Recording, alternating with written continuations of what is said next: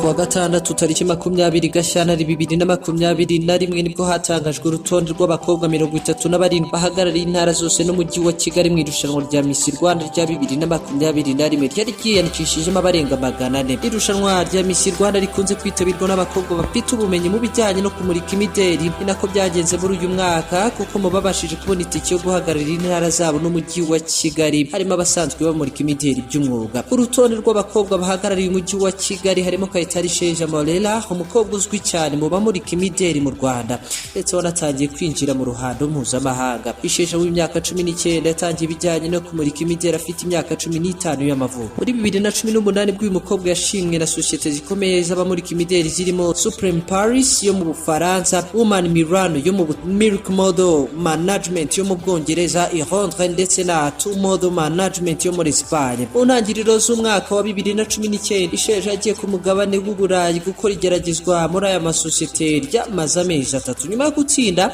yagarutse mu Rwanda kwitegura kujya gukorera ku mugabane w'Uburayi.